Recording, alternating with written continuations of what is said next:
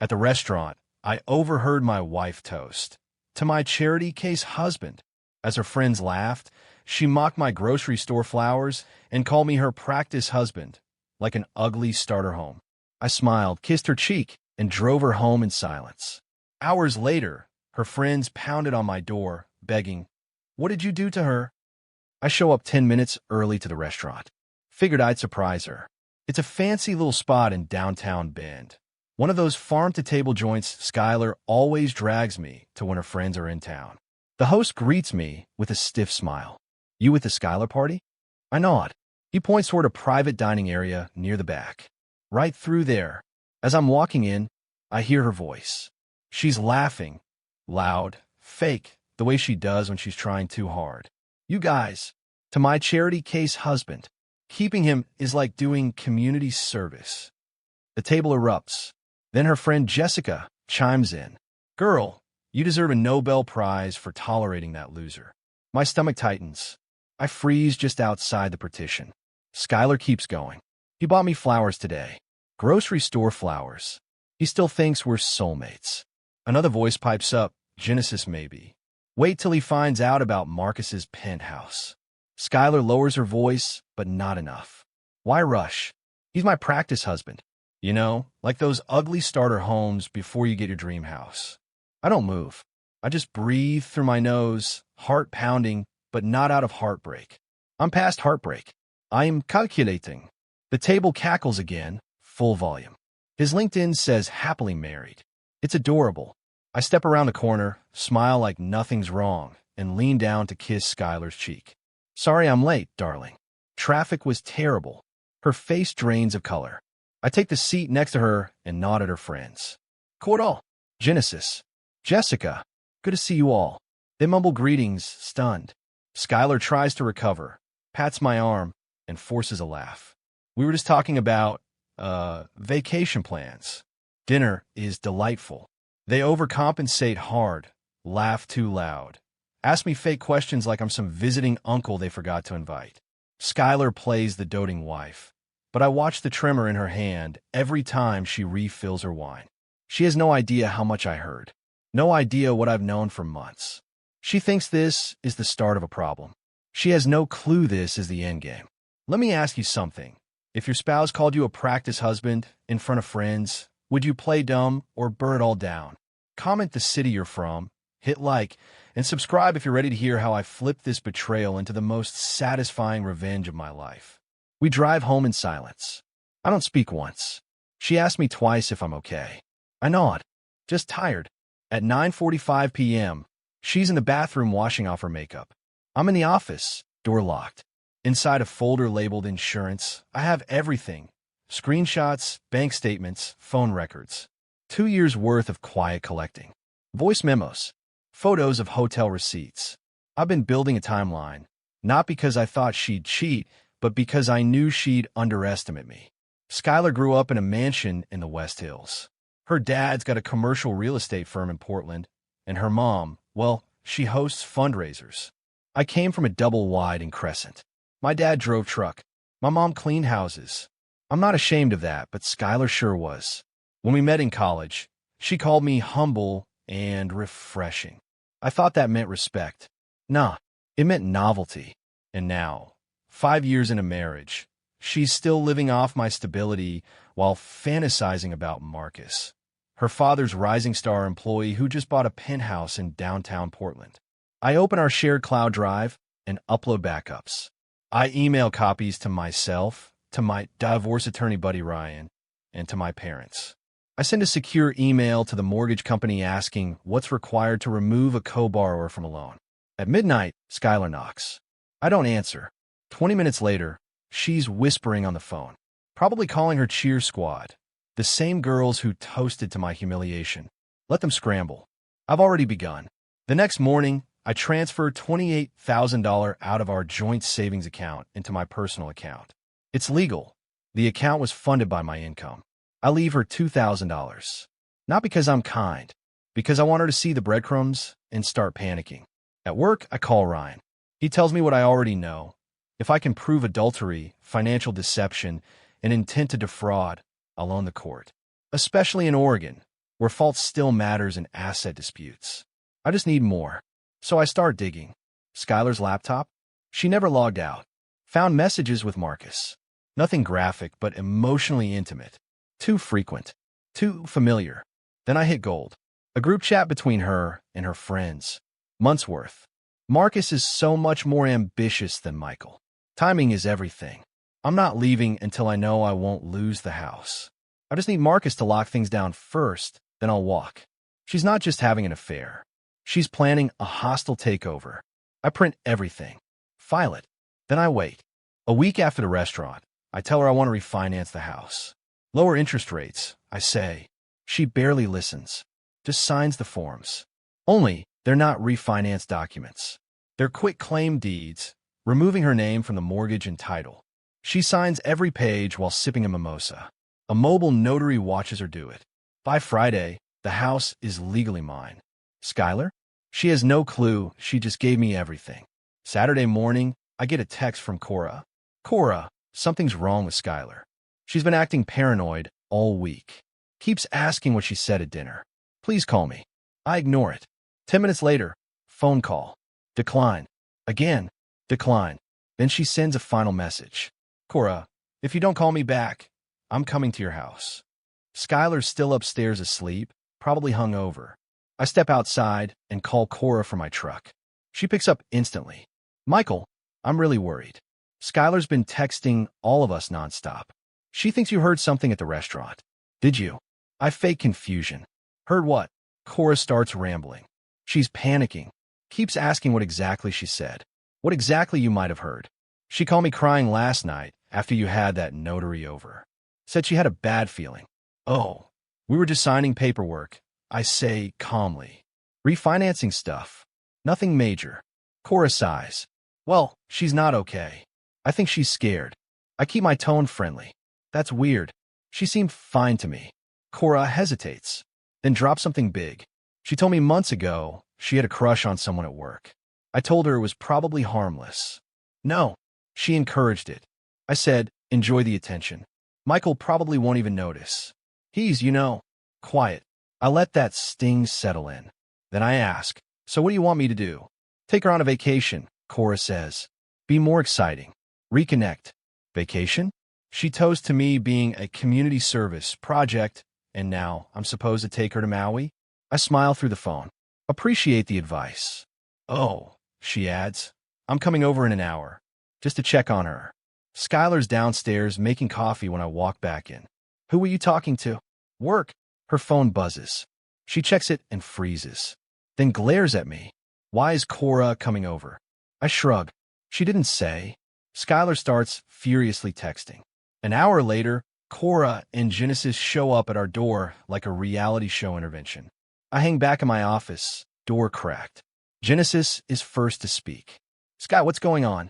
You've been freaking out. You call me crying twice this week. Skylar breaks. I think Michael knows. About Marcus. About everything. He's acting too normal. Like, scarily normal. Cora says maybe I didn't hear anything. He's probably just oblivious. But Genesis is smarter. Men don't go silent unless they're clueless or planning something nuclear. Then comes the full confession. Skylar tells them everything. That she's been seeing Marcus for a year. That it started emotional, then physical. That she was stalling the divorce until she could secure the house. She says Marcus is pushing her to leave me. That she's scared because I control the finances. That her credit is trashed. That she's got no savings.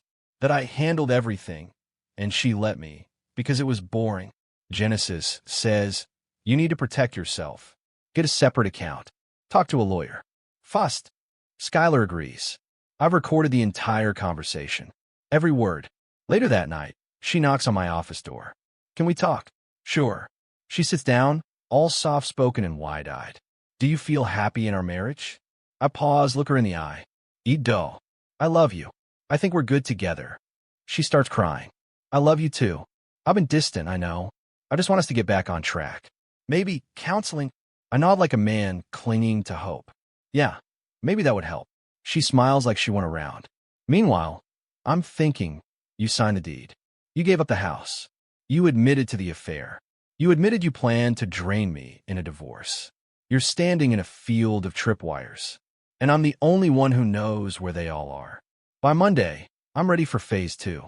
I call her dad's company, ask to speak with HR. The woman sounds chipper until I say, I'm calling to report a potential ethics violation between 2 employees, Marcus Chun and Skylar. Dead silence. Then I say the magic words, I have documentation. Messages suggesting a personal relationship that crosses boundaries. I'm her husband. I just want to do the right thing. I send them carefully chosen screenshots. Enough to raise red flags, not enough to scream affair. Yet, Tuesday afternoon, Marcus gets called into HR. How do I know? Because that night Skylar walks in the door pale as a ghost. She's shaking when she says, Did you say anything to anyone about Marcus? What? About him and me? Why would I? I ask.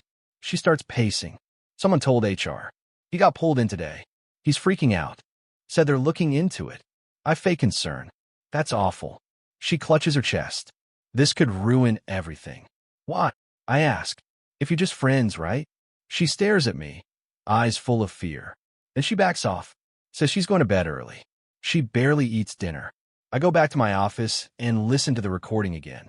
Practice husband. Starter home. Community service. You wanted a real house, Skylar? Well, congrats. You're about to find out exactly how real this house is. Thursday night, Skylar sits me down on the couch.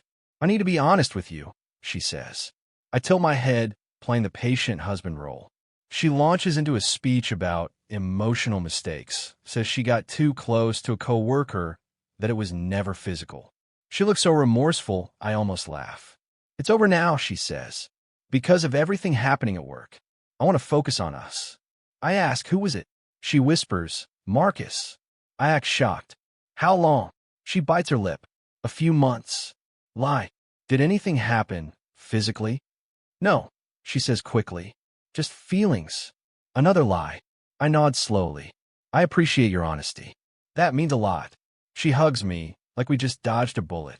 She doesn't know, she just stepped on the landmine. Friday night, she goes to her parents' house. Some family meeting. I check the county website. Boom. The quitclaim deed is officially processed. The house is mine. Sole owner. Skylar? Just another woman renting space in my past. At 8 o'clock, her mom calls me. Michael, could you come over? We need to talk to you. I play it cool. Of course. They live in a gated community outside Bend. Her dad's house looks like a ski lodge married a tech startup. Skylar's on the couch, eyes red.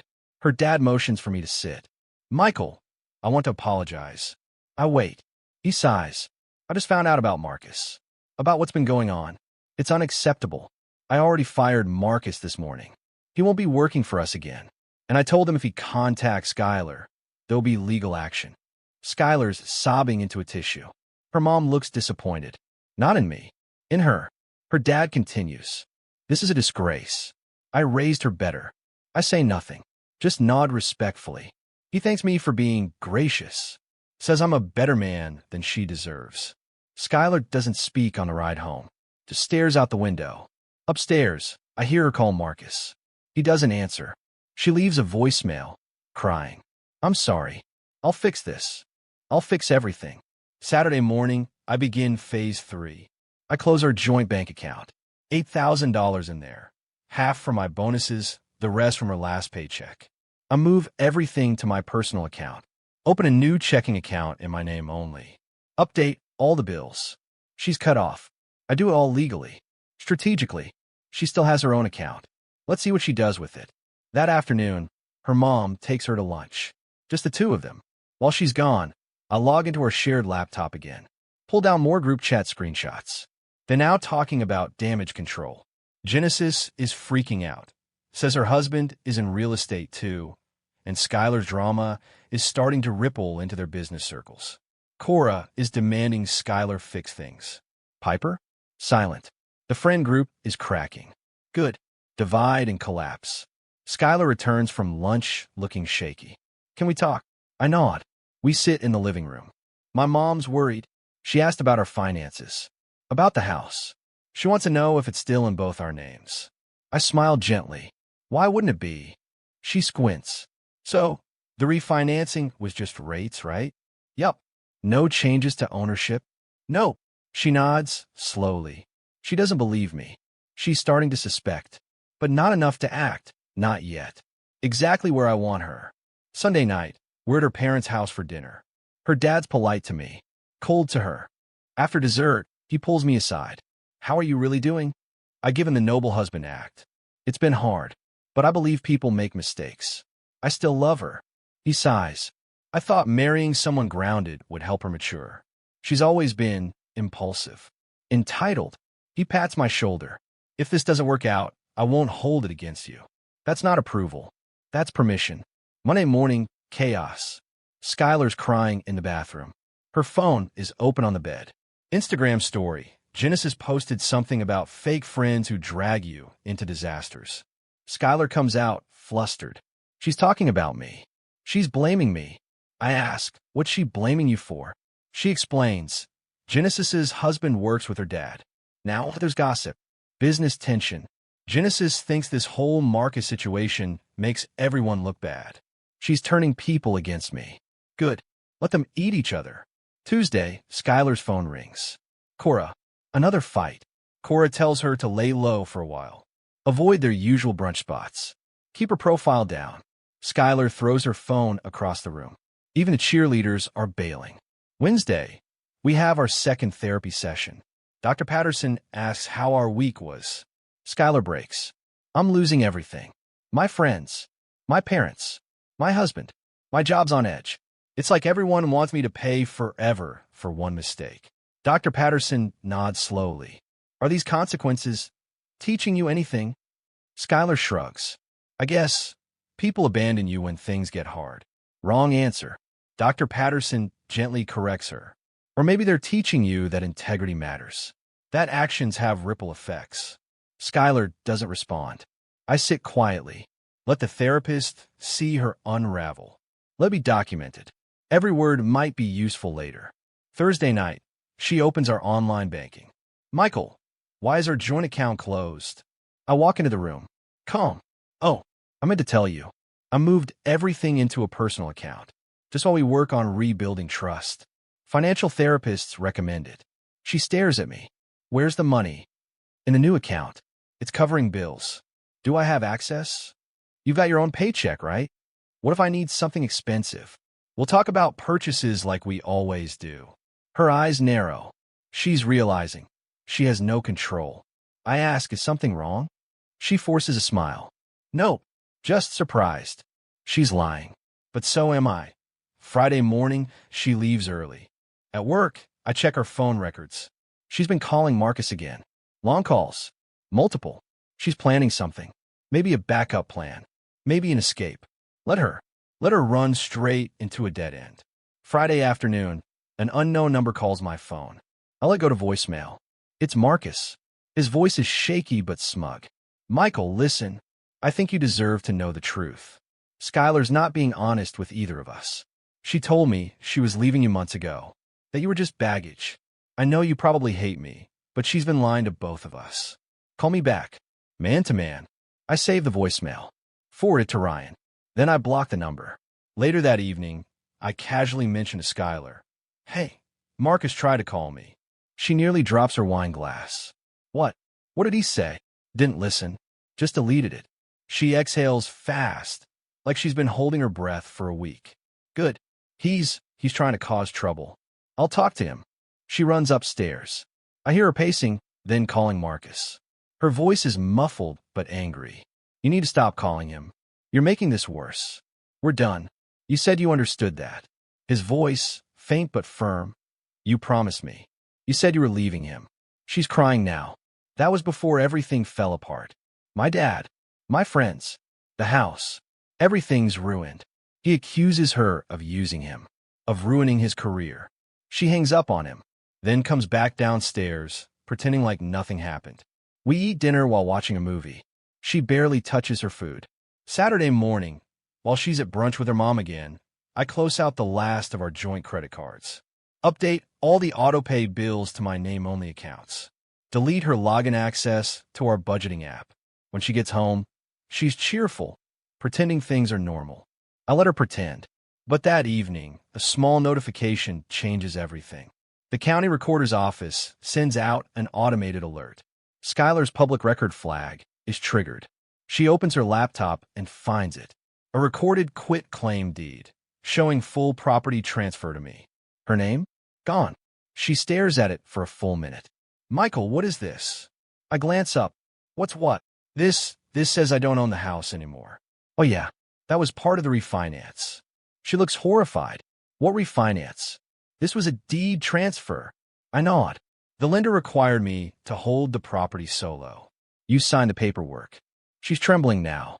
Why would you need to do that? Better credit score. You said I should handle it. She starts yelling, flipping through the documents. You tricked me.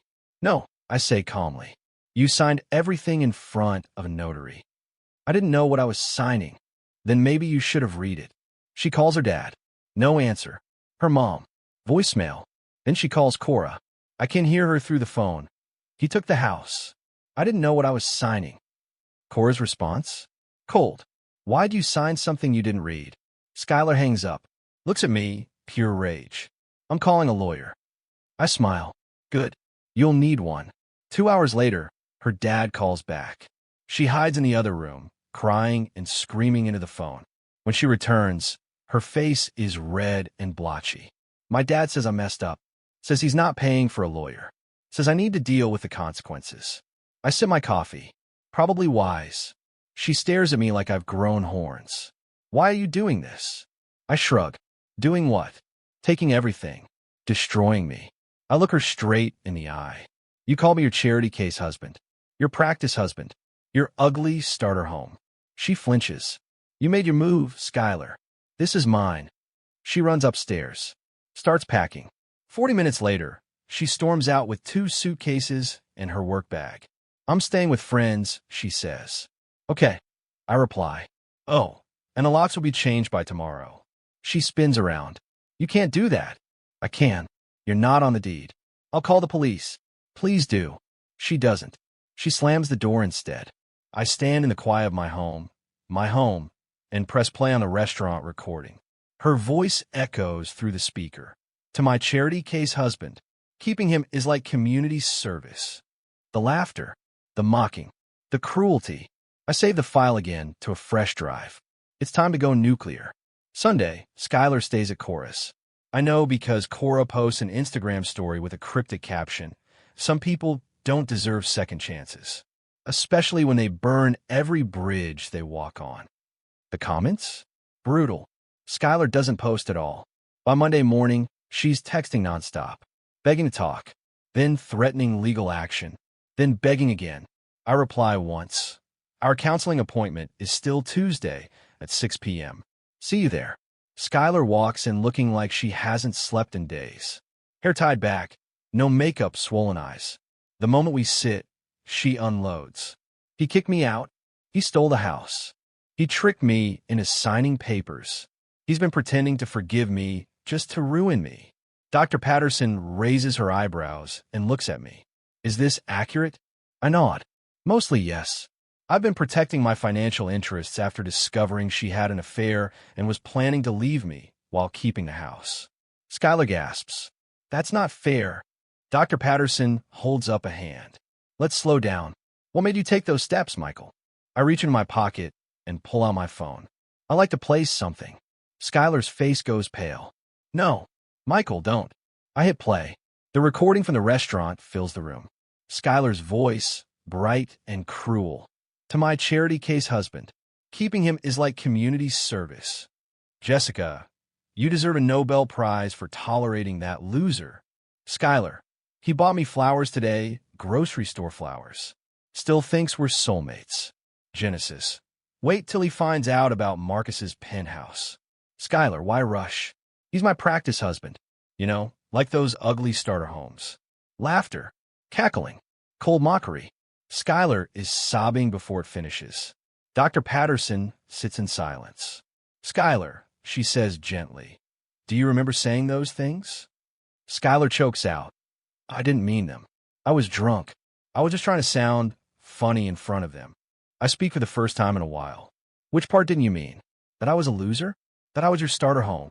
She doesn't answer. Dr. Patterson asks, Michael, how long have you known about the affair? About 2 years. I collected evidence. Watched the credit cards. The phone records. I waited. Why? Because I wanted to know exactly what she'd do when she thought I was blind. Skylar turns to me. If you knew, why didn't you just leave? I look her dead in the eye. Because you were planning to leave me when it benefited you. You wanted to take my house. My savings. You saw me as a stepping stone. So I let you walk forward. Dr. Patterson closes her notepad. This isn't something counseling can fix. You both need individual therapy and legal counsel. This marriage is over. Skylar sobs. So that's it? You're just done? Dr. Patterson answers for me. It sounds like he's been done for a while. I file for divorce. Adultery. Financial misconduct. Request for full ownership of marital home. No spousal support. I attach evidence. Text messages, phone records, the recording, screenshots of her planning the divorce with her friends. Skylar gets served Thursday. At work. In her father's office. She calls me screaming. You humiliated me. You did that yourself. Her first lawyer calls Ryan, my attorney. Big talk about undoing the quitclaim deed and seeking spousal support. Ryan sends him the full evidence package. 2 hours later, the guy withdraws from representing her. Her second lawyer lasts 3 days. Same result. Too much evidence. Too clean. Too calculated. She's unsalvageable. Marcus starts blowing up her phone again. He shows up at Cora's house. Brings flowers. Sends late-night texts. Cora calls me to complain. You need to make him stop. I laugh. He's your guest, not mine. She hangs up. Genesis reaches out next. I heard you're taking this public. Are our names going to come up? I ask why she's worried. My husband works in commercial real estate, too. If this gets out, it could affect his business. I tell her I'll testify honestly about what happened at the restaurant. She gets quiet. I never thought you were a loser, Michael. I was just going along with Skylar. I ask, would you say that in court? No. Then we're done here. Skylar's dad calls. Wants to meet. We grab coffee. He looks worn down. She's devastated. Financially and emotionally. Her mom's heartbroken. I just want to resolve this quietly. What's she willing to accept? I ask. She wants the car. Some money to restart. She can have the car. I'll give her $2,000. Final offer. He blinks. That's it. Better than the $0 she deserves. He leans back, nods slowly. I'll talk to her. Skylar shows up at my door Saturday morning. Puffy eyes. Baggy clothes. Can we talk? No, please. Just for a minute. I step outside, close the door behind me. I never meant for any of this, she whispers. But you meant every word at that dinner. She cries harder. What can I do to fix this? Take the deal, $2,000. Walk away. That leaves me with nothing. You left me with nothing long before I touched that paperwork. Monday morning, she hires a third lawyer. Wants $50,000. Ryan counters with $7,000 and not a penny more. Thursday, she accepts. Skylar gets $7,000, her car, and her clothes. I keep the house, the savings, my retirement accounts, and my freedom. Her dad doesn't speak to her for 3 months. Marcus moves out of state. Cora and Genesis drop her from their group chat. She ends up in a 1-bedroom apartment near the train tracks. Her final message to me, you'll regret being this cruel. One day, my reply, every time you open that apartment door, remember, you once mocked grocery store flowers. Now you can't even afford them. Then I blocked her. I never bought expensive flowers. I never took her on European vacations. But I gave her something she never expected. Consequences. And I kept the house she called her ugly starter home. The one she thought she'd upgrade from. No upgrade for her. Final score? Charity case husband. 1 practice wife. 0 if you enjoyed this. Comment your city, hit like, and make sure you're subscribed because next time, it's his boss that gets exposed.